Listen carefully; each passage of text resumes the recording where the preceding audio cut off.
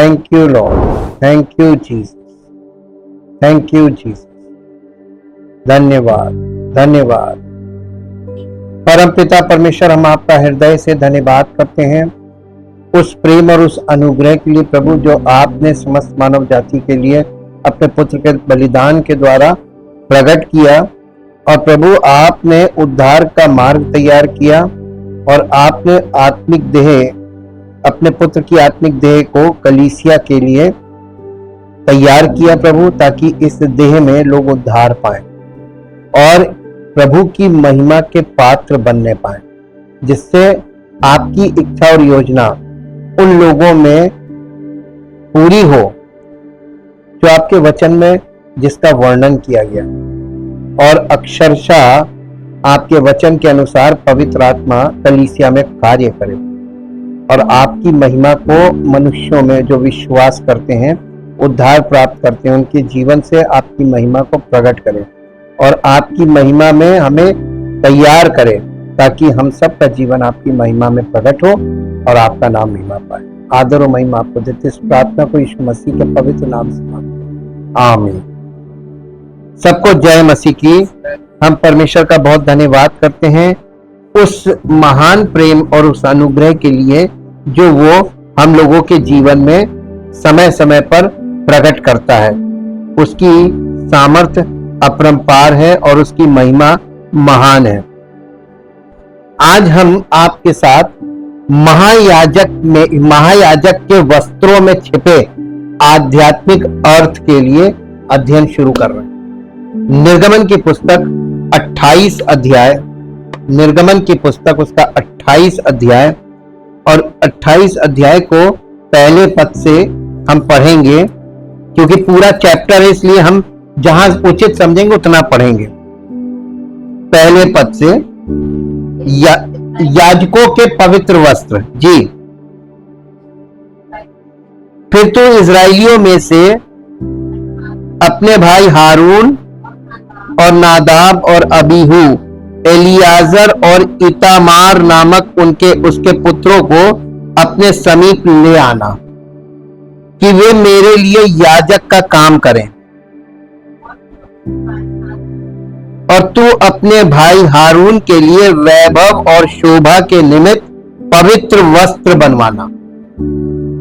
और जितनों के हृदय में बुद्धि है और जिनको मैंने बुद्धि देने वाली आत्मा से परिपूर्ण किया है, उनको तू हारून के वस्त्र बनाने की आज्ञा दे, कि वे मेरे निमित्त याजक का काम करने के लिए पवित्र बने।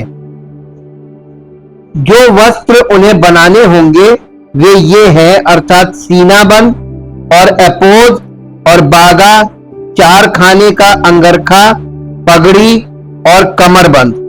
यही पवित्र वस्त्र तेरे भाई हारून और उसके पुत्रों के लिए बनवाए जाएं, कि वे मेरे लिए याजक का काम करें।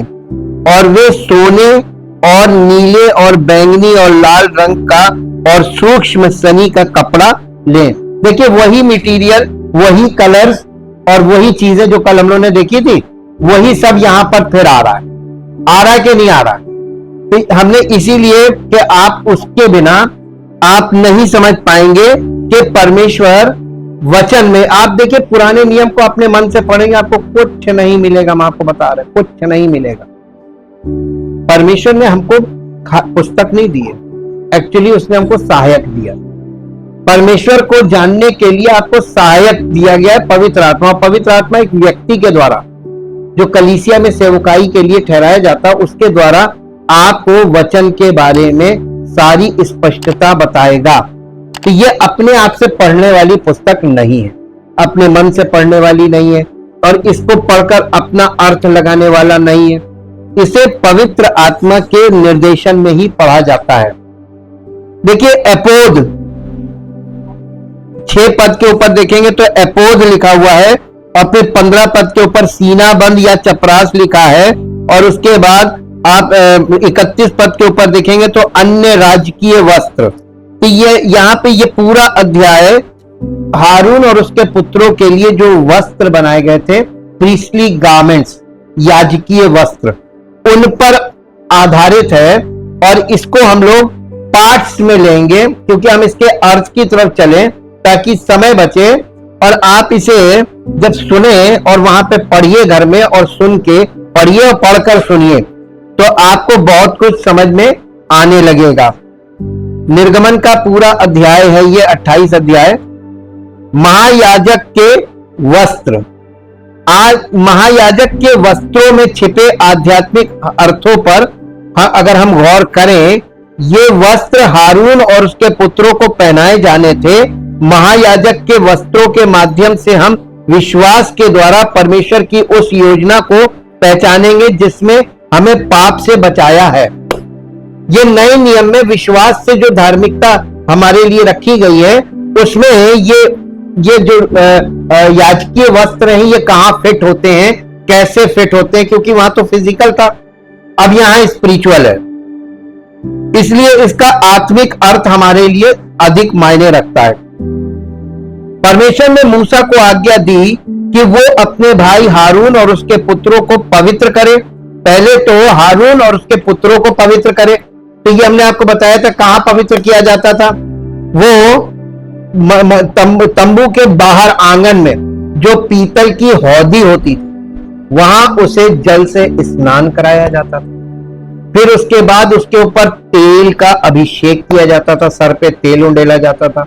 और उसके बाद उसके लिए वो लहू का अभिषेक होता था, क्योंकि वो जो बलि करते थे पशु, उसका लहू उनके दाहिने कान, दाहिने हाथ और दाहिने पैर में लगाया जाता था, दाहिने साइड।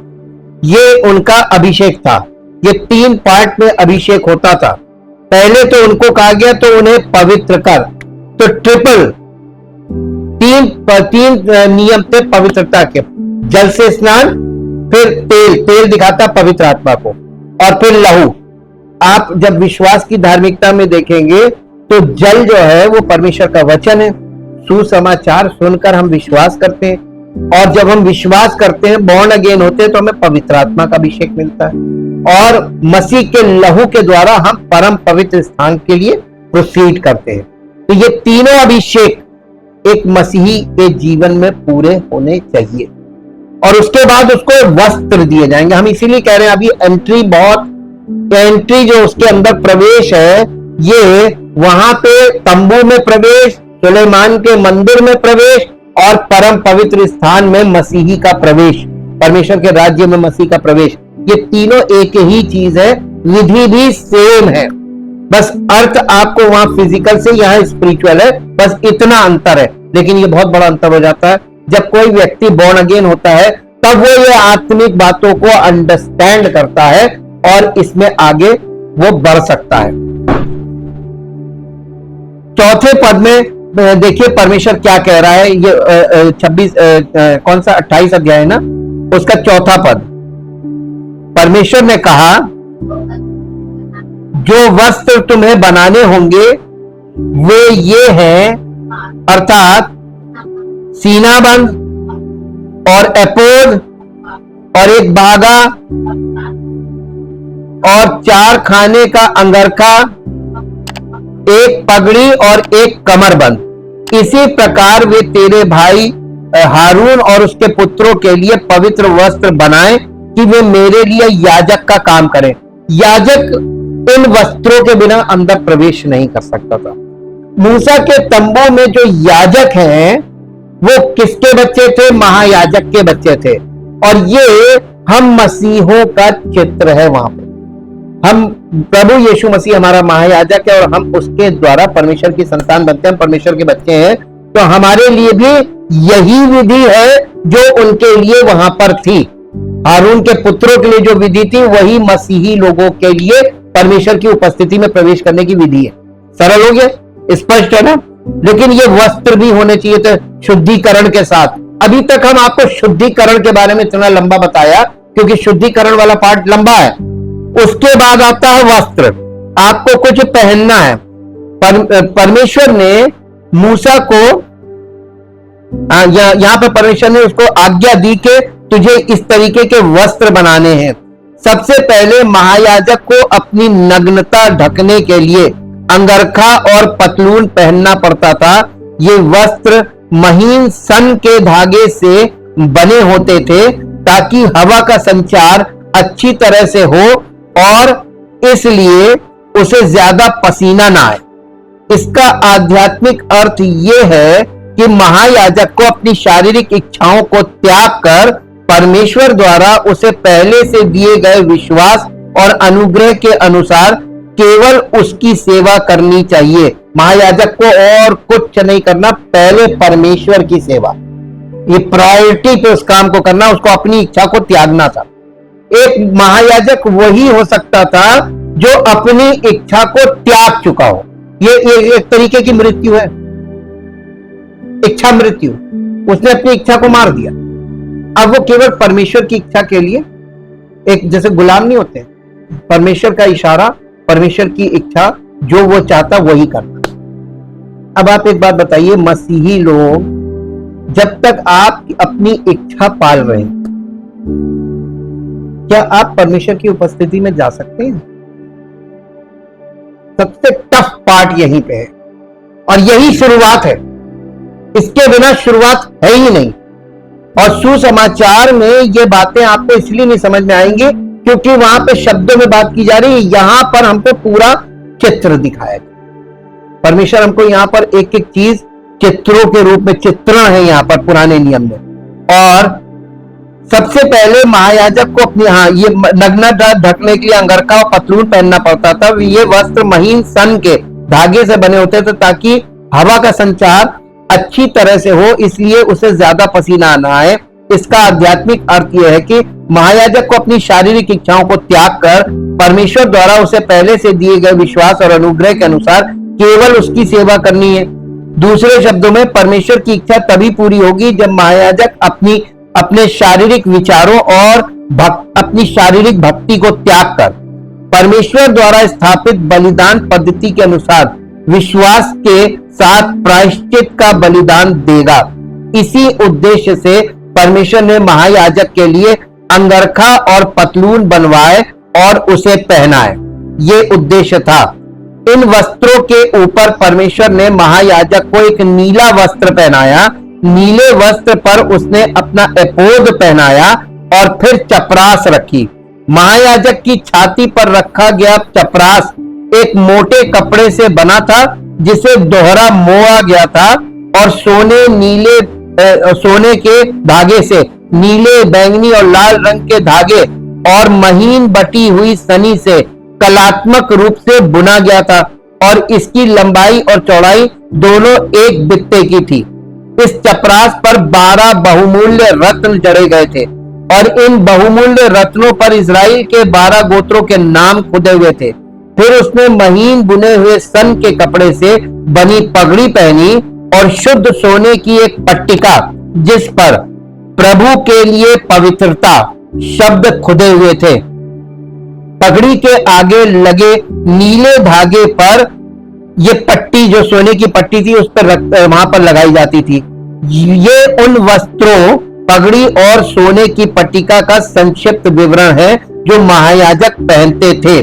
महायाजक के ज्यादातर वस्त्र सोने, नीले, बैंगनी और लाल रंग के धागों और महीन बुने हुए सनी के कपड़ों से बने होते थे। महायाजक का कवच भी ऐसा ही था। इस कवच पर 12 बहुमूल्य रत्न जड़े हुए थे और इन रत्नों पर इजराइल के लोगों के 12 गोत्रों के नाम खुदे हुए थे। महायाजक का कर्तव्य निम्नलिखित है। उसे इजराइलियों की मंडली से उनके बलिदानों को लेना था, उनके प्रतिनिधि के रूप में उनके सिर पर हाथ रखकर उनके पापों को इन बलिदानों पर डालना था, उसे मारना था और इस बलिदान का लहू परमेश्वर को अर्पित करना था। दूसरे शब्दों में, महायाजक परमेश्वर की व्यवस्था के अनुसार बलिदान देकर अपने लोगों के पापों का प्रायश्चित करता था। इजराइलियों की ओर से महायाजक परमेश्वर के सामने बलिदान के सिर पर हाथ रखता था, बलि पशु के सिर पर, उसका गला काटता था, उसका लहू निकालता था और इस लहू को होम बलि की वेदी के सींगों पर लगाता था।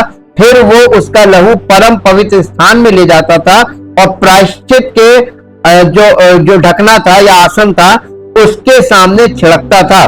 फिर बलिदान के मरे हुए मांस को छावनी के बाहर ले जाकर पूरी तरह जला दिया जाता था। यह आपको मिलेगा लेव्य व्यवस्था 16 अध्याय का 3 से 28 पद तक ये पूरी विधि दी हुई है। महायाजक इस प्रकार बलिदान चढ़ाता था। इस प्रकार परमेश्वर को प्रसन्न करने वाली भेंट देकर महायाजक परमेश्वर के क्रोध को शांत करने की अपनी भूमिका पूरी करता था। दूसरे शब्दों में महायाजक अपने लोगों और परमेश्वर के बीच मध्यस्थता की भूमिका निभाता था। इस प्रकार यीशु मसीहा स्वर्ग के राज्य के महायाजक परमेश्वर और मानव जाति के बीच मध्यस्थ बन गए। यूहन्ना बपतिस्मा देने वाले से बपतिस्मा लेकर जिसके द्वारा उन्होंने मानव जाति के पापों को अपने शरीर पर लिया। देखिए, यीशु मसीह ने जो बपतिस्मा लिया था वो मृत्यु का बपतिस्मा था। शायद नहीं मालूम आपको, वो समस्त मानव जाति के पापों को अपने ऊपर उसने ले लिया कि मैं उसका बोझ उठाऊंगा। क्योंकि पुराने नियम का जो महायाजक था वो यहाँ पे 12 पत्थर पे 12 गोत्रों के नाम छपे हुए थे, उस पे गुदे हुए थे और उनको सीने पे लगा के तब वो अंदर जाता था। यानी इस 12 गोत्रों के लिए वो अपने आप को रिप्रेजेंट कर रहा है in the presence of God. वो अपने लिए नहीं जाता। अब आप ये देखिए कि क्योंकि वो महायाजक जो मूसा के तंबू में या सुलेमान के मंदिर में आपको पुराने नियम में देखने को मिलता है, वहां एक समस्या थी। महायाजक मानव योनि से था, मनुष्यों से, बस चूजन पर्सन था, परमेश्वर का चुना हुआ था, लेकिन वो स्वर्गीय व्यक्ति नहीं था, उसके अंदर स्वर्गीय व्यक्तित्व नहीं था। वो एकदम 100% मानव था। तो उसको पहले अपने लिए बलिदान चढ़ाना पड़ता था, फिर अपने बच्चों के लिए यानी याजकों के लिए, और फिर उन लोगों के लिए जिनके लिए उनके बच्चे सेवा करेंगे। 3 पार्ट थे। वो 3 कैटेगरी के लिए बलिदान चढ़ाता था, पहले अपने लिए, फिर अपने बच्चों के लिए जो सेवक थे, याजक थे, और फिर उनके लिए जिनके लिए उसके बच्चे यानी याजक वहां पर बलिदान चढ़ाएंगे, उन लोगों के लिए भी। यीशु मसीह ने महायाजकीय प्रार्थना 3 पार्ट की, पहले अपने लिए, फिर अपने चेलों के लिए, और फिर उनके लिए जो सुसमाचार के द्वारा आएंगे। ठीक, देखिए 3 पार्ट वहां पे आपको देखने को मिलता है, यही 3 पार्ट उसके हुआ करते थे। अब यहां पे डिफरेंस ये है कि यीशु मसीह परमेश्वर की ओर से वो जो एसेंस ऑफ गॉड बोलते हैं, वो परमेश्वर के मूल से आया। उसका जन्म मानव मूल से नहीं था। ये खास बात है जो यीशु मसीह को इस दुनिया के सब व्यक्तियों से अलग कर देती। वो कुंवारी स्त्री से पैदा हुआ, ये अपने आप में एक बहुत बड़ा भेद है। साइंस इस बात को नहीं मानती, लेकिन यहीं पर हमें विश्वास से परमेश्वर पर विश्वास करना कि वो कुछ भी कर सकता है। क्यों करना चाहिए विश्वास? तर्क, हम आपको तर्क देते हैं। परमेश्वर ने पहला मनुष्य बनाया था आदम, तो ना तो माता था ना पिता था, परमेश्वर ने उसे बनाया था ना। अगर आप ये विश्वास कर रहे हैं कि परमेश्वर ने मनुष्य को बनाया और मानव जीवन श्रृंखला उसने चालू करी, पहला मनुष्य बना के, और उसको गहरी नींद में डालकर उसकी एक पसली निकालकर स्त्री को बना दिया, नर और नारी उसने बिना मां बाप के बना, तो उसके लिए क्या एक कुंवारी से उत्पन्न करना एक संतान को क्या मुश्किल है? नहीं ना। यहीं पर हमारा विश्वास अधिक होना चाहिए। नहीं, this is absolutely true, because God is doing everything which is impossible for us is possible for him. उसके लिए सब कुछ संभव है जो हमारे लिए संभव है। यहां पर इस बात को दिमाग में रखकर हमें वचन पर विश्वास करना चाहिए कि ये परमेश्वर ही था और परमेश्वर का पुत्र था, क्योंकि वो परमेश्वर के मूल से आ रहा था, और क्योंकि वो स्त्री से उत्पन्न हुआ, मानव रूप में, मानव देह में प्रकट हुआ, इसलिए वो 100% मैन एंड 100% गॉड दोनों था। गॉड मैन कह सकते। ये फर्क था पुराने नियम के महायाजक और हमारे महायाजक। इसलिए हमको बहुत ध्यान से देखना चाहिए, उसने कोई विशेष वस्त्र नहीं पहने, उसको जरूरत नहीं थी। वहां पे जो वस्त्र दिखाए जा रहे हैं उसके आत्मिक अर्थ को इसीलिए हम देख रहे हैं कि हम लोगों के लिए क्या चीज उसमें है छिपी हुई, जो हमें मिलनी चाहिए। और यही जो महायाजक है, ये परमेश्वर और समस्त मानव जाति के बीच मध्यस्थता करता है, यानी इंटरसेशन, मनुष्य को परमेश्वर से मिलाने का काम करता है। अब आप दुनिया में जाकर खूब अध्ययन कीजिए, सारी किताबों का अध्ययन कीजिए। परमेश्वर से मिलाने वाला व्यक्ति जो परमेश्वर की ओर से प्रमाणित हो, मनुष्यों की ओर से नहीं, फ्रॉम गॉड साइड, आप ढूंढ लीजिए, है ही नहीं। ये चीज यहां पर हम लोगों को स्पष्टता मिलती है। इस प्रकार यीशु मसीहा स्वर्ग के राज्य के महायाजक, परमेश्वर और मानव जाति के बीच मध्यस्थ बन गए। यूहन्ना बपतिस्मा देने वाले से बपतिस्मा लेकर, जिसके द्वारा उन्होंने मानव जाति के पापों को अपने शरीर पर लिया और क्रूस पर अपना शरीर त्याग कर और बलिदान होकर मसीहा के संपूर्ण मानव जाति को पाप और मृत्यु से मुक्ति दिलाई। पुराने नियम के युग में महायाजक ही थे जिन्होंने अपने लोगों के पापों को क्षमा करने के लिए बलिदान दिया था, लेकिन नए नियम के युग में मसीहाई थे जो यीशु के नाम से आए और संपूर्ण मानव जाति के सभी पापों को मिटाने के लिए सनातन महायाजक की सेवकाई को पूरा किया। इब्रानियों के 7 अध्याय, 8 अध्याय और 9 अध्याय, इन तीनों अध्यायों को आप देखिएगा घर में, तो आपको पता चलेगा कि यीशु मसीह को वहां पर पूरे बाइबल में सारी चीजों के बाद वहां पर यानी जस्टिफाई किया जा रहा है कि वो क्यों है और उसके अलावा कोई है ही नहीं। ये चीज स्पष्ट होती है। और नए नियम के इस युग में परमेश्वर ने महायाजक की सेवकाई उन धर्मी लोगों को सौंपी है जिनके सारे पाप नीले, बैंगनी और लाल कपड़े में छिपे सत्य से धुल गए हैं। इसलिए महायाजक की पगड़ी पर सोने की पट्टिका पर प्रभु के लिए पवित्रता का चिन्ह खुदा हुआ था। इस प्रकार महायाजक के वस्त्र स्पष्ट रूप से उस सुसमाचार को विस्तार से प्रदर्शित करते हैं जो मानव जाति के सभी पापों को धो देता है। तो ये जो वो वस्त्र पहने था, ये सुसमाचार पहने हुए। उस जमाने में वो वस्त्र हुआ करते थे, प्रीस्टली गारमेंट, और हम लोगों के लिए वो सुसमाचार, उनके द्वारा सुसमाचार की, वो सुसमाचार के द्वारा अंदर जा रहे हैं। महायाजक का वस्त्र नीले धागे से बुना गया था। सबसे बढ़कर ये नीला वस्त्र यीशु के बपतिस्मा से संबंधित है, क्योंकि महायाजक नीले, बैंगनी और लाल रंग के साथ साथ सोने के धागे से बुने हुए वस्त्र पहनते थे। इसलिए उनके वस्त्र भव्य थे और चारों रंग स्पष्ट रूप से दिखाई देते थे। नीले वस्त्र के किनारे पर अनार, छोटे छोटे अनार जो है वो नीचे उनके लगे रहते थे घेर में, जिनके किनारों पर, और वो अनार के बाद घंटी।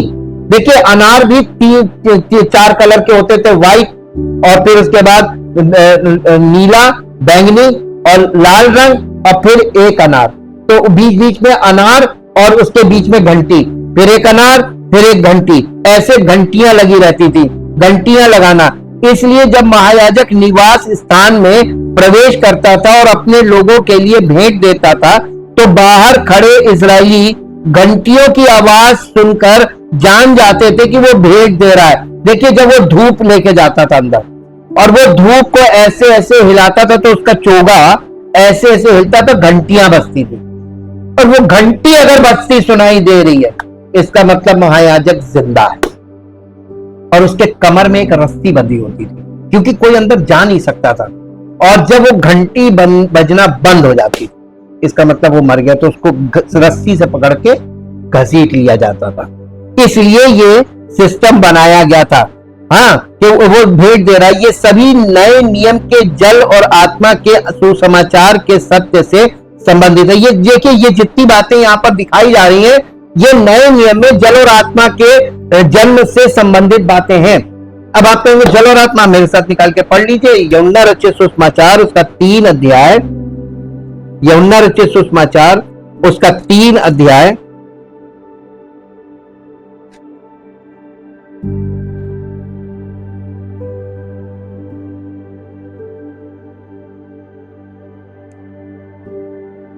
3 अध्याय का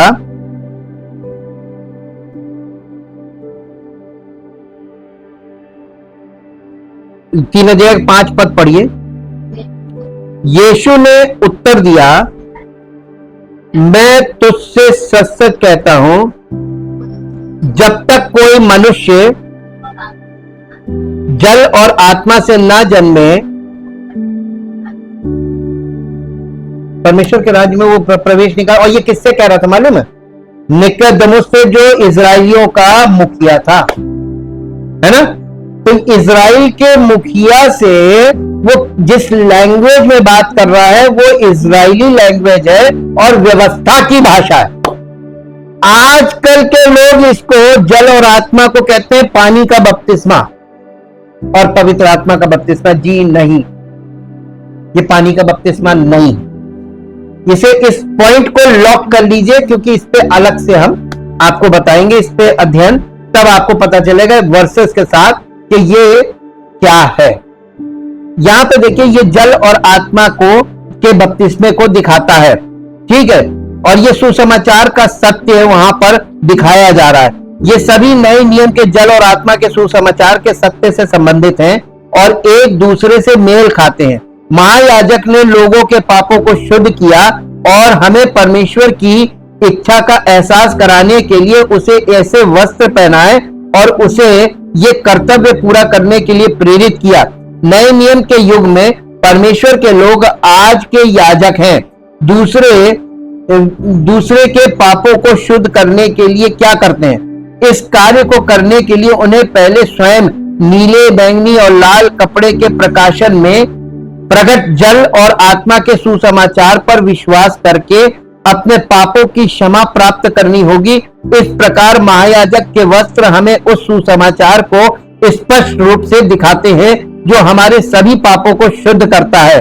और दूसरी बात, इस वर्तमान युग में हम धर्मी लोगों को, धर्मी का मतलब यहाँ पे मसीही विश्वासी से है, मसीही विश्वासी लोगों के अंतःकरण को उसके पापों से शुद्ध करने और उन्हें पवित्रता प्रदान करने के लिए अपने याजक के कर्तव्यों का पालन करना है। इसलिए महायाजक के अंगरखे के लिए एक सोने की पट्टिका बनाई गई थी और उस पट्टिका पर प्रभु के लिए पवित्रता का चिन्ह उकेरा गया था। प्रभु की पवित्र इसलिए उकेरा गया था। प्रभु की पवित्रता के उत्कीर्ण चिन्ह वाली ये स्वर्ण पट्टिका महायाजक के सिर पर पहने जाने वाली पगड़ी पर एक नीली डोरी से बंधी हुई थी। लोग पहली नजर में ही महायाजक को पहचान सकते थे। उनके सिर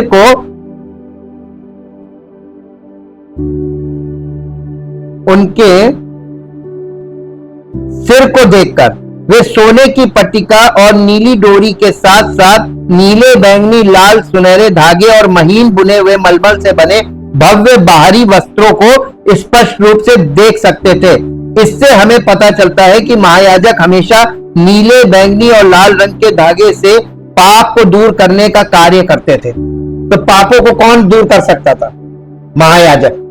महायाजक की बात हो रही है। हाई प्रीस्ट, हमारा महायाजक कौन है? तो हमारे पापों को कौन दूर कर सकता? केवल और केवल यीशु मसीह। आप खुद प्रार्थना कर लीजिए, आप कितनी भी अपनी भक्ति दिखा लीजिए, आपको ना पापों की क्षमा मिलेगी, ना परमेश्वर आपको ग्रहण करेगा। आपकी स्वयं की भक्ति शारीरिक भक्ति है। ये बात हमेशा याद रखिएगा। भक्ति के भी 2 रूप है, एक शारीरिक और एक आत्मिक। जो परमेश्वर की ओर से हमें दिया जाता है वो आत्मिक है और वही मान्य है। हमें परमेश्वर के सेवकों के धर्मी न्याय का पालन करना चाहिए। पवित्र स्थान में प्रवेश करते समय महायाजक को न्याय की चपरास पर इजरायलियों के नाम अपने हृदय के ऊपर धारण करने होते थे। इसी प्रकार हमें भी अपने हृदय में संसार के उन पापियों की आत्माएं, उनके नाम धारण करने चाहिए जो परमेश्वर को प्राप्त करना चाहते हैं और हमें उनके लिए प्रार्थना करनी चाहिए। परमेश्वर ने मूसा से यह भी कहा था कि महायाजक द्वारा धारण की जाने वाली चपरास में उरीम और तुम्मीम नामक 2 बहुमूल्य रत्न रखे, ये गोमेद पत्थर होते थे, बहुमूल्य रत्न रखे जाएं। आज के पवित्र शास्त्र में और तू न्याय की चपरास में उरीम, ये देखिए इसी का 30वां पद है 28 अध्याय के 30वें पद में यह बात कही गई है कि और तू न्याय की चपरास में उरीम और तुमीम रखना, और जब हारून यहोवा के सन्मुख प्रवेश करे तब ये उसके हृदय के ऊपर रहे। इस प्रकार हारून यहोवा के सम्मुख इजरायलियों के न्याय को अपने हृदय के ऊपर निरंतर धारण किए रहेगा। ये वहां पे इजरायलियों के लिए था। यीशु मसीह ने समस्त मानव जाति के नाम को, उनके चेहरों को अपनी हथेली पे खोद लिया, क्योंकि भविष्यवक्ताओं ने कहा कि उसने हमारा चित्र अपनी हथेली पर खोदा। तो मसीह ने हम सबका चित्र अपनी हथेली पे खोद लिया। वहां तो पत्थर पे उनके नाम लिखे थे, यहाँ तो उसने हमारा चित्र अपनी हथेली पे खोदा। ये कितनी गहरी बात है। भविष्यवक्ताओं ने उसके आने से पहले ये बात बोल दी थी, और इसीलिए वो हमारा प्रतिनिधि बनकर परमेश्वर की सिंहासन के दाहिने बैठा हुआ है। वो हमारा रिप्रेजेंटेटिव है स्वर्ग में। उरीम और तुमीम के इन बहुमूल्य रत्नों का शाब्दिक अर्थ था प्रकाश और पूर्णता। ये उरीम और तुमीम जो थे, ये इसकी आर्थिक जो इसका आत्मिक अर्थ है वो है प्रकाश और पूर्णता। दो थे ना, एक प्रकाश और एक पूर्णता। दूसरे शब्दों में परमेश्वर ने महायाजक को एक उज्जवल हृदय दिया था ताकि वो इजराइल के लोगों का न्याय धर्मी और सही ढंग से कर सके। परमेश्वर ने महायाजक को अधिकार और बुद्धि दी थी ताकि वो अपने लोगों के जीवन में सही और गलत का न्याय कर सके, और महायाजक का कर्तव्य था कि वो इजरायलियों के आत्मिक जीवन में सही और गलत का निर्णय करे। तो देखिए, जब आप पुराने नियम में देखते हैं तो मूसा के तंबू में जो बाहरी आंगन था, वहां पर लोगों के सामाजिक मसलों का, पारिवारिक मसलों का, व्यक्तिगत मसलों का वहां पर न्याय किया जाता था। करता कौन था? महायाजक करता था। वही न्याय करता था, क्या सही है क्या गलत है। इस युग में भी परमेश्वर अपने प्रत्येक सेवक को सही और गलत का न्याय करने और ये समझने की क्षमता देता है कि उसे पापों की क्षमा मिली है या नहीं। परमेश्वर द्वारा दी गई इस क्षमता के अंतर्गत उसके सेवक सही निर्णय लेते हैं कि सच्चा सुसमाचार क्या है, पापों की वास्तविक क्षमा क्या है, परमेश्वर की संतानों को किस धार्मिक मार्ग पर चलना चाहिए, और क्या कोई नया जन्म लेता है या नहीं। इसलिए परमेश्वर के सभी लोगों को उसके निर्णयों और नेतृत्व का पालन करना था। उन्हें यह समझना था कि परमेश्वर के सेवकों के सही निर्णय को स्वीकार न करना परमेश्वर की इच्छा को स्वीकार न करने के समान था। इसलिए इजराइल के लोग आज के महायाजकों की तरह परमेश्वर के सेवकों के न्याय के आगे झुकना, परमेश्वर के इजराइल के लोगों को परमेश्वर के सेवकों के आगे झुकना पड़ता, वो झुकते थे। इस बात को अक्सर, क्योंकि उनको उनकी ना मानना यानी परमेश्वर की ना मानना, ये परमेश्वर ने उनको दर्जा दे रखा था। इसी प्रकार इस वर्तमान युग में परमेश्वर ने अपने सेवकों को ये सही और गलत की लोगों को बताना, लोगों को सिखाना, उनको इसमें पूरी तरीके से परिपक्व बनाना कि वो सही गलत में अच्छी तरीके से इसको समझने लगे। हमें परमेश्वर के उन सेवकों की आज्ञा माननी चाहिए जो नीले, बैंगनी और लाल कपड़े को उद्धार मानते हैं, ठीक वैसे ही जैसे हम परमेश्वर की आज्ञा मानते हैं। क्यों? क्योंकि उनका न्याय उनके अपने विचारों से नहीं बल्कि उनके उस विश्वास के अनुसार होता है जो परमेश्वर को प्रसन्न करता है। दूसरे शब्दों में, क्योंकि आज के महायाजकों का न्याय परमेश्वर के प्रकाश और सत्य में होता है, इसलिए यह परमेश्वर का न्याय और उनका निर्णय है। यदि उनके निर्णय उनके अपने तुच्छ विचारों के किसी भी अनुचित प्रभाव के बिना बल्कि केवल परमेश्वर के वचन और जल और आत्मा के सुसमाचार में उनके विश्वास के आधार पर लिए गए हैं तो उनका निर्णय सही है। यदि ऐसे निर्णय परमेश्वर के वचन और उनकी इच्छा से विचलित नहीं होते हैं तो हमें विश्वास करना चाहिए कि उनके निर्णय परमेश्वर के निर्णय हैं, यानी वो बात परमेश्वर के वचन के अनुसार हो, परमेश्वर की योजना के अनुसार हो। वो व्यक्ति अपनी तरफ से कोई भी बात ना कहे। और आज के इस युग में जब सब तरह की गलत शिक्षाएं चल रही, ये शुद्ध वचन पर विश्वास करना, ये परमेश्वर के ऊपर, क्योंकि वचन परमेश्वर था। इसी प्रकार महायाजक का पद लोगों के लिए अत्यंत महत्वपूर्ण है।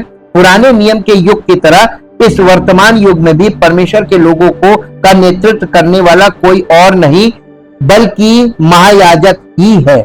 हमारा महायाजक है कौन? वही हमारा नेतृत्व करता है। तो उसने अपना प्रतिनिधि भेजा हुआ है, यानी पवित्र आत्मा। तो कलीसिया में सर्वोच्च स्थान किसका है? पिता, पुत्र, पवित्र आत्मा।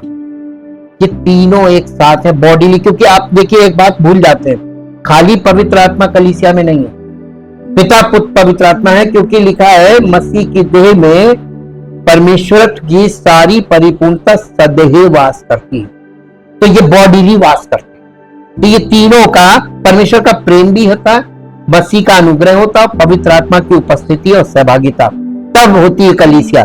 तब लोगों के जीवन में परमेश्वर की उपस्थिति के द्वारा काम होता है। इजराइल में महायाजक के अलावा कोई अन्य राजा नहीं था जो राष्ट्र का नेतृत्व कर सके। क्योंकि इजराइल की राजनीतिक व्यवस्था वास्तव में ईश्वर शासित थी, इसलिए उसकी पूरी जनता महायाजकों द्वारा लिए गए निर्णयों का पालन करती थी। अब आध्यात्मिक मामलों में परमेश्वर के लोगों को भी उन सेवकों के मार्गदर्शन पर विश्वास करना चाहिए जिन्हें परमेश्वर ने अपनी कलीसिया में परमेश्वर के वचन के रूप में नियुक्त किया है, और उसका पालन करना चाहिए। और महायाजकों को परमेश्वर की इच्छा के अनुसार उसके वचन और उसकी व्यवस्था के आधार पर सब कुछ तय करना चाहिए। महायाजक के वस्त्र हमें सचमुच कई शिक्षाएं देते हैं। हमें सबसे पहले नीले, बैंगनी और लाल रंग के धागे और उन्हें बनाने में इस्तेमाल किए गए सोने के धागे के आध्यात्मिक अर्थों को समझना होगा। हम नीले, बैंगनी और लाल रंग के धागे का सत्य पहले ही जान चुके हैं। महायाजक के वस्त्रों के माध्यम से भी परमेश्वर ने हमें बताया कि नीले, बैंगनी और लाल रंग के धागे में छिपा सत्य और उस पर विश्वास करने वाला विश्वास वास्तव में कितना आवश्यक और महत्वपूर्ण है। अब मैं आपसे पूछना चाहता हूं कि ये नीले, बैंगनी और लाल रंग का सत्य क्या है? अभी आपने कल सुना,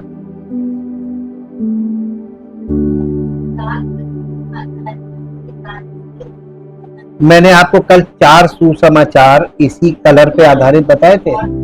ये चारों सुसमाचार की बात की जा रही है। चारों सुसमाचार पर विश्वास करने वाला व्यक्ति वास्तविक विश्वासी है, ये कहा जा रहा है। यहाँ की भाषा देखिए आप, यहाँ कलर्स में बात कर रहा है, और ये 4 कलर थे, और ये चारों कलर 4 सुसमाचार थे, मत्ती, मरकुस, लूका, यूहन्ना। ये सत्य है, ये सत्य के स्तंभ हैं, और इनके बिना आप परमेश्वर के राज्य में प्रवेश नहीं कर सकते। एंट्रेंस में यही है, ये आपको मिलेंगे, और यहीं से एंट्री होती थी अंदर। तब बलिदान, यीशु मसीह का बलिदान इसके बाद है अंदर। पहले क्या है? सुसमाचार। सुसमाचार, तो सुसमाचार पर विश्वास करने की बात कर रहे हैं कि वो वास्तव में ये धागे आवश्यक कच्चे माल हैं जो लोगों के पापों की क्षमा दर्शाते हैं। प्रभु का इस पृथ्वी पर आना, बपतिस्मा लेना और अपना लहू बहाना इस बात को दर्शाता है कि केवल जल और आत्मा का सुसमाचार ही पूरे विश्व में सभी के पापों का निवारण करता है। क्योंकि नीले, बैंगनी और लाल रंग के धागे ने हमें सिखाया है कि जल और आत्मा का सुसमाचार ही वो सत्य है जो हमें पूर्ण प्रायश्चित प्रदान करता है। इसलिए हम सभी को इसके अर्थ का सही ज्ञान प्राप्त करना होगा। यदि हम इसे सही ढंग से जानते हैं और इस पर विश्वास करते हैं तो हमेशा के लिए अपने पापों से शुद्ध हो जाएंगे और अनंत जीवन प्राप्त करेंगे। इसलिए हमें ऐसा विश्वास रखना चाहिए जो जल, लहू और आत्मा के सुसमाचार द्वारा पूर्ण किए गए इस स्पष्ट सत्य पर विश्वास करता हो। इसमें देखिए, अब यहाँ पे 3 चीजें आ गई, जल, लहू और आत्मा। और अब मेरे साथ एक पद निकालिए जो आपको मिलेगा, पहला यूहन्ना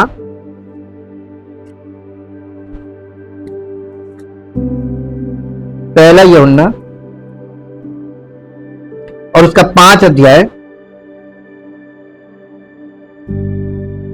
5 अध्याय का 6 पद के ऊपर देखिए एक हेडिंग होगी, यीशु मसीह के विषय गवाही। अब आज इसको पढ़िए 6 पद से। यही है वो जो पानी और लहू के द्वारा आया था। कौन? यीशु मसीह, अर्थात यीशु मसीह। वो न केवल पानी के द्वारा वरन पानी और लहू दोनों के द्वारा आया था। और जो गवाही देता है वो आत्मा है, क्योंकि आत्मा सत्य है। अब गवाही देने वाले 3 हैं। देखिए वही बात यहां पर भी बोली जा रही है, आत्मा और पानी और लहू। अगर ये तीनों हमारे जीवन से गवाही नहीं दे रहे, हम मसीह में नहीं है जी। और तीनों एक ही बात पर सहमत हैं। जब हम मनुष्यों की गवाही मान लेते हैं तो परमेश्वर की गवाही तो उससे बढ़कर है। तो परमेश्वर की गवाही ये है, जल, आत्मा और लहू, ये परमेश्वर की गवाही। परमेश्वर की गवाही ज्यादा मायने रखती है मनुष्यों की गवाही से। अब आप यहां पर इस चीज को देखो, कुछ आपको समझ में आएगा, कुछ नहीं समझ में आएगा, परेशान नहीं होइए। आगे हम जब बताएंगे तो आपको चीजें और स्पष्ट होंगी। भाई कठिन चीज भी आपके सामने रखी जानी चाहिए। हमें नीले, बैंगनी और लाल रंग के धागे में अपने विश्वास की रक्षा करनी चाहिए। यदि हमें नीले, बैंगनी और लाल रंग के कपड़े का इतना सटीक ज्ञान और अटूट विश्वास नहीं है तो हम सच्चे सुसमाचार की रक्षा नहीं कर सकते। और इससे भी बुरी बात यह है कि यह सुसमाचार भ्रष्ट भी हो सकता है। इस संसार के धर्म समय के साथ स्वयं को बदल सकते हैं। इस संसार के धर्म समय के साथ स्वयं को बदल सकते हैं। इस संसार में जितने भी रिलीजन्स हैं वो समय के हिसाब से अपने आप को बदल देते हैं। ठीक, ये बहुत गहरी बात है, बदल सकते हैं। लेकिन महायाजक के वस्त्रों के रंगों के माध्यम से परमेश्वर ने हमें नीले, बैंगनी और लाल रंग के कपड़े के परम अपरिवर्तनीय सत्य को दिखाया है। महायाजक के वस्त्रों के माध्यम से, निवास स्थान के अंदर पाए जाने वाले सभी बर्तनों के माध्यम से और निवास स्थान में दी जाने वाली भेंटों के नमूने के माध्यम से परमेश्वर हमारे लिए अपने प्रेम और योजनाओं का पूर्ण प्रकटीकरण कर रहे हैं। इसलिए हमें इस शाश्वत सत्य में अपने विश्वास की दृढ़ता से रक्षा करनी चाहिए, जो नीले, बैंगनी और लाल कपड़े के सुसमाचार के रूप में हमारे पास आया है। समय के साथ जो कभी नहीं बदलना चाहिए वो है जल और आत्मा के सुसमाचार में हमारा विश्वास। ये विश्वास वो है जो नीले, बैंगनी और लाल कपड़े में प्रकट शाश्वत उद्धार में विश्वास करता है। हम जिसे नीले, बैंगनी और लाल कपड़े के सुसमाचार में विश्वास करते हैं उसे हम कैसे बदल सकते हैं? यदि परमेश्वर हमें बताता है कि उसने हमें नीले, बैंगनी और लाल रंग के कपड़े के सुसमाचार से, पाप से बचाया है, तो ये सत्य है। पुराने नियम में परमेश्वर ने पापियों के अधर्म को हाथ रखकर और रक्तपात करके मिटा दिया था, और आज इस युग में भी उसने यूहन्ना बपतिस्मा देने वाले से यीशु के बपतिस्मा और क्रूस पर उसकी मृत्यु दोनों के द्वारा हमारे लिए पापों की पूर्ण क्षमा को पूरा किया। जल और आत्मा के सुसमाचार के द्वारा परमेश्वर ने पूरे संसार के सभी पापियों के अधर्म को मिटा दिया है। अब देखिए यहां पर क्या बताया जा रहा है, परमेश्वर ने इस संसार के कितने लोगों का धर्म मिटा दिया है, पाप मिटा दिया है, समस्त मानव जाति का पाप मिटा दिया है। अब परमेश्वर क्रोध क्यों कर रहा है? कठिन सवाल है, क्योंकि समस्त मानव जाति उसको अपना उद्धारकर्ता नहीं मान रही है। ये परमेश्वर का अपने पुत्र का बलिदान करना, परमेश्वर क्रोध नहीं आएगा। उसके पास एक ही बेटा, उसने मानव जाति को, मूल क्या था? आदम। मानव जाति का मूल क्या? आदम। तो उसने अपने बेटे को आदम के स्वरूप में भेजा और उसको पाप बलि करके समस्त मानव जाति को यह सुसमाचार दिया कि चलो आ जाओ, कलीसिया में आओ उद्धार पाने के लिए। कुछ आए, कुछ नहीं आए, थोड़े से आए, उसमें से भी भाग गए, और मैक्सिमम नहीं। परमेश्वर का क्रोध आपको प्रकृति में दिख रहा है ना, हर तरीके से आपको क्रोध दिखेगा, और अभी ये क्रोध बढ़ता जाएगा, बहुत बढ़ेगा, क्योंकि आगे प्रकाशित वाक्य में उसके क्रोध का भयानक रूप दिखाया गया है, बहुत भयानक रूप, वो अभी होना है। ये कितना, देखिए उसने सब पापियों के अधर्म को मिटा दिया। ये कितना आश्वस्त करने वाला है। बाइबल में सोना विश्वास का प्रतीक है। देखिए आग में ताए हुए सोने से भी अधिक हमारा विश्वास, तो विश्वास को सोने से कंपेयर किया जाता है। सोना विश्वास का प्रतीक है, इसलिए महायाजक के वस्त्रों के लिए नीले, बैंगनी और लाल रंग के धागे के साथ इस्तेमाल किया गया सोने का धागा जल और आत्मा के सुसमाचार में हमारे विश्वास की अनिवार्यता को दर्शाता है, क्योंकि परमेश्वर ने हमारे सभी पापों को मिटाने वाला एक तरीका स्थापित किया है और उसे बदलने नहीं दिया है। इसलिए जब हम कभी कभी कठिन परिस्थितियों का सामना करते हैं, तब भी हम शांति में रहते हैं। ये नीले, बैंगनी और लाल रंग के धागे में प्रकट सत्य के कारण भी जो परमेश्वर ने हमें दिखाया है। अब इसके बाद महायाजक का कमरबंद आज हम लोग थोड़ा सा देखेंगे, उसके बाद आगे कल देखेंगे। महायाजक के वस्त्रों में एक कमरबंद भी होता था। ये पट्टी जिसे महायाजक अपने एपोद पर पहनता था सोने, नीले, बैंगनी और लाल रंग के कपड़े और महीन बुनी हुई सनी के कपड़े से बनी हुई होती थी। एपोद की पट्टी शक्ति का प्रतीक है, जैसे कि बाइबल कहती है, इसलिए सत्य से अपनी कमर बांधकर और धार्मिकता का कवच पहनकर खड़े हो। इफिसियों की पत्री 6 अध्याय के 14 पद में हमें आत्मिक तौर पर क्या बोला जा रहा है? सत्य से अपनी तो यानी सच्चाई में दृढ़ता के साथ खड़े हो जाओ, ये कहा जा रहा है। सत्य यानी आत्मिक तौर पर आप देखिए तो सत्य की क्या कमर? सत्य से अपनी कमर, बेल्ट ऑफ ट्रुथ। सत्य को अपने कमर यानी सत्य से तैयार हो जाओ, रेडीनेस विथ ट्रुथ, ये दिखाया जा रहा। सत्य से अपनी महायाजक की कमरबंद उस शक्ति को दर्शाती है जो सुसमाचार के सत्य में विश्वास से आती है। दूसरे शब्दों में यह हमें बताता है कि नीले, बैंगनी और लाल रंग के कपड़े और महीन बुनी हुई सनी के सत्य में विश्वास करने वाला विश्वास हमें हमारे सभी पापों से मुक्ति दिलाता है। इसलिए नीले, बैंगनी और लाल रंग के कपड़े और महीन बुनी हुई सनी के कपड़े में जो प्रकट होता है, उसके अलावा अन्य जो झूठे सुसमाचारों पर विश्वास करना व्यर्थ है। और आज संसार में देखिए कैसे कैसे सुसमाचार लेकर खड़े। आइए आपका काम बन जाएगा, लोगों को झूठ बोल रहे हैं। आप आ जाइए आपको ये मिल जाएगा, आप आ जाइए आपको ये मिल जाएगा। परमेश्वर ने कहीं ऐसा कहा है? हाँ, कभी नहीं बोल सकता। परमेश्वर पहली चीज ना लालची है और ना लालच को जन्म देता है। वो लालच कभी किसी को देता ही नहीं, बल्कि वो कड़क उल्टा है। वो आपके सामने ऐसी चीज रखेगा, ऐसी कंडीशन रखेगा और उसके बाद भी आप कहेंगे कि मैं आऊंगा। जैसे परमेश्वर जिसे प्रेम करता है उसको ताड़ना देता है, जिसे पुत्र बना लेता है उसे कोड़े लगाता है। जब ये बात किसी को बोल दीजिए और पहली बार आया, दोबारा नहीं आएगा। पूछिए क्यों? वो कोड़े नहीं खाए। उसको ऐसा परमेश्वर नहीं चाहिए जो कोड़े, उसको ऐसा परमेश्वर चाहिए उसको पुचकारे। अब आप बताइए कौन सा सुसमाचार लेके खड़े संसार में?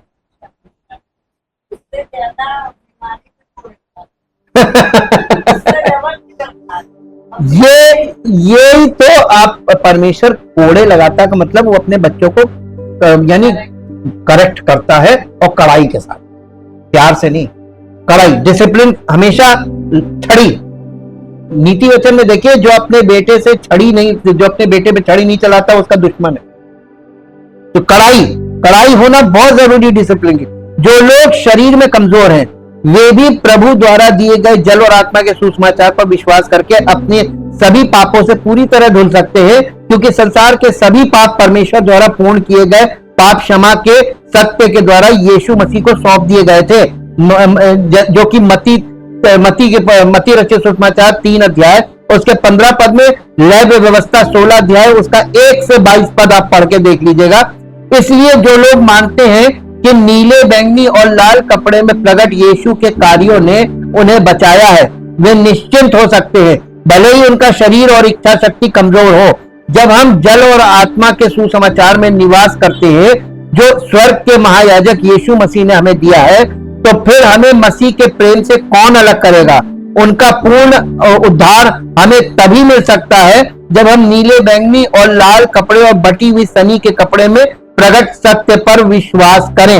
याजकों को अपने पुरोहितीय कर्तव्यों का पालन करने के लिए उन्हें तंबू में दर्शाई गई बलिदान प्रणाली के अलावा किसी अन्य मानव निर्मित सिद्धांत का पालन नहीं करना था। इसी प्रकार आज के परमेश्वर के सेवकों को भी सच्चे सुसमाचार से भटकने वाले विभिन्न सुसमाचारों को खोई हुई भेड़ों में जड़ नहीं जमाने देना चाहिए। ये जिम्मेदारी है। गलातियों की पत्री उसका पहला अध्याय उसका 6 पद और उसका 9 पद।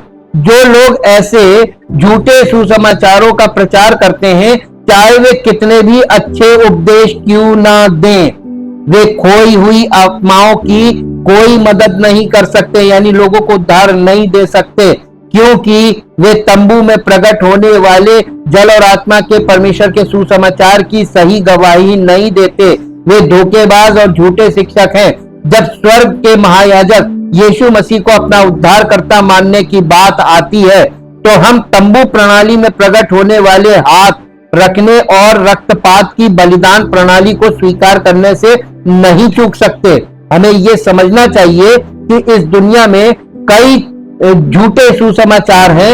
इसके अलावा चाहे कोई भी सुसमाचार का प्रचार कर रहा हो, यदि कोई परमेश्वर के वचन पर आधारित जल और आत्मा के सुसमाचार की सच्चाई का प्रचार नहीं कर रहा है, तो हमें अवश्य सुनना और विश्वास करना। हमें अगर कर रहा है तो आधारित जल और आत्मा के सुसमाचार की सच्चाई का प्रचार अगर कर रहा है, तो हमें उसको अवश्य सुनना और विश्वास करना चाहिए। आज मसीहत में इतनी सारी समस्याएं इसलिए है क्योंकि बहुत से आध्यात्मिक ठग अपने पुरोहितीय कर्तव्यों को अच्छी तरह से निभाने का दावा करते हैं, जबकि वे जल और आत्मा के सुसमाचार को नहीं जानते। परमेश्वर के सामने सच्चे पुरोहित बनने का पहला कदम जल और आत्मा के सुसमाचार में विश्वास करना है।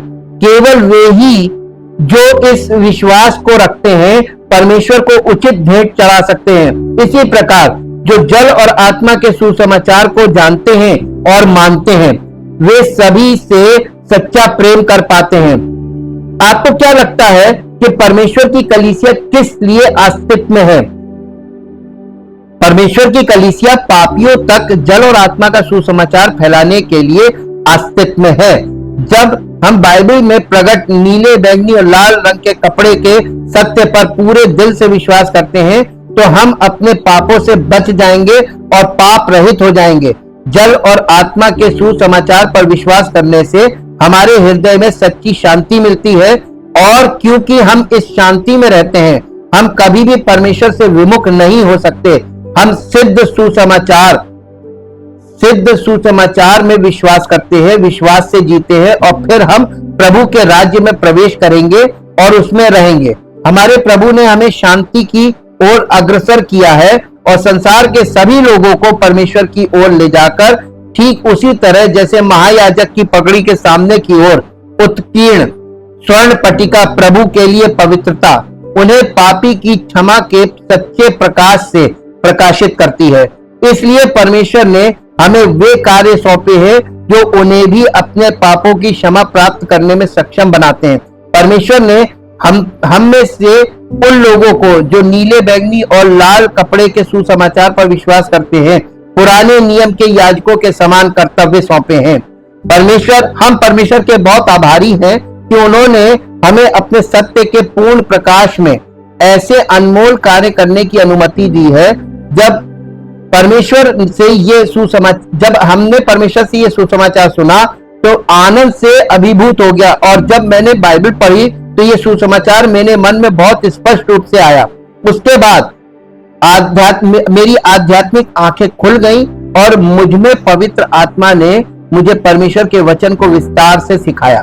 मुझे पता चला कि बाइबल के सभी अंश स्पष्ट रूप से गवाही देते हैं कि जल और आत्मा का सुसमाचार एकमात्र सच्चा सुसमाचार है जो परमेश्वर ने हमें दिया है। और पुराने नियम के युग में यह सुसमाचार नीले, बैंगनी और लाल रंग के कपड़े के रूप में प्रकट हुआ था। नए नियम के युग में भी सभी प्रेरितों और बाइबल के लेखकों ने हमें बताया कि यीशु ने बपतिस्मा लिया और हमें पाप से पूरी तरह से बचाने के लिए अपना लहू बहाया। उद्धार का वस्त्र पहनने के लिए हमें जल और आत्मा के सुसमाचार में विश्वास करना होगा। पश्चाताप की प्रार्थना करने से ही हम प्रभु से पाप की क्षमा प्राप्त कर सकते हैं, और जल और आत्मा के सुसमाचार ही एकमात्र सच्चा और पूर्ण सुसमाचार है। आज हम इस पे यहाँ पे रोकते हैं। मेरे साथ एक दो पद पढ़ लीजिए जो आपको मिलेगा। सबसे पहला है रोमियो की पत्री उसका 13 अध्याय और उसका 14 पद। रोमियो की पत्री 13 अध्याय और उसका 14 पद। वरन यहां पे क्या कह रहा है पौलुस, क्या कह रहा है? प्रभु यीशु मसीह को पहन लो।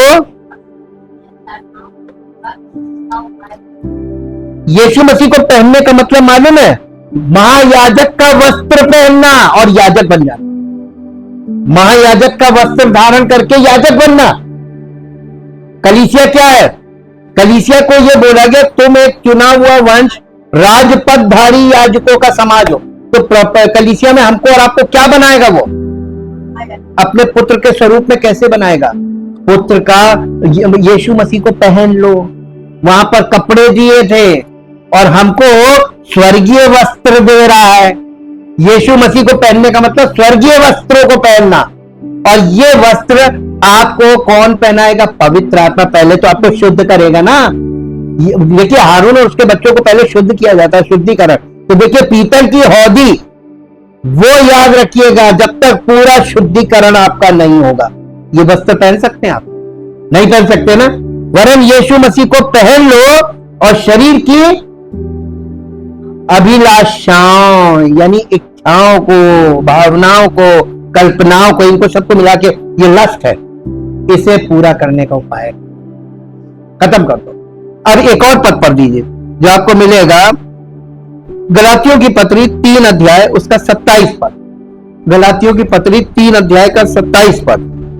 यहां इस प्रकार से लिखा है, गलातियों की पत्री 3 अध्याय 27 पद, और तुम में से जितनों ने मसीह में बपतिस्मा लिया है, यानी मसीह का बपतिस्मा का मतलब मसीह के देह का बपतिस्मा। आप कलीसिया में आए, समर्पित हो गए, यह है मसीह का बपतिस्मा। आप तुम में से जितनों ने मसीह का बपतिस्मा लिया है, उन्होंने मसीह को आपने पहन लिया। और आपने अनजाने में पहन लिया है, और फिर भी आप वो कर रहे हैं अनजाने में और जान के भी वो काम कर रहे हैं जो आपको अब नहीं करना चाहिए। चेतना है यहाँ पे चेतावनी। चेतने का मतलब चेतावनी है, क्या सावधान हो जाओ कि तुम जो कर रहे हो अब तुम्हें नहीं करना है। कुलस्सियों की पत्री 3 अध्याय का 12 पद पढ़िए। कुलस्सियों की पत्री 3 अध्याय उसका 12 पद।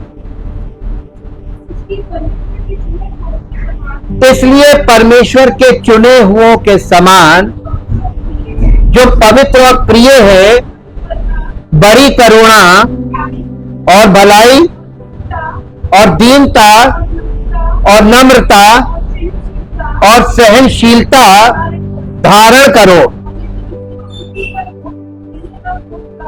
यदि किसी को किसी पर दोष देने का कोई कारण भी हो तो एक दूसरे की सह लो और एक दूसरे को क्षमा करो। एक दूसरे की सह लो और एक दूसरे को कहां सह रहे? सहना भी है और क्षमा भी करना है, ठीक। और एक बात बता दें, अगर आपने क्षमा नहीं किया तो आप मसीह तो दूर, आप कभी प्रवेश नहीं कर, क्योंकि क्षमा आपको करना है और आपको क्षमा तब मिलेगी जब आप करें, ठीक। और आया हमारे बाप की दुआ में जगह, जैसे हम अपने अपराधियों को क्षमा करते, तू भी प्रभु हमारे अपराध क्षमा कर। कंडीशन पे है ये प्रार्थना, हम अपने अपराधी को कैसे क्षमा करते हैं उसी तरीके से जो बोले वही काटो। ये प्रिंसिपल है। इसके बाद एक पद और पढ़ दीजिए, इफिसियों की पत्री 4 अध्याय और उसका 24 पद। इफिसियों की पत्री 4 अध्याय और उसका 24 पद जी। और नए मनुष्यत्व को पहन लो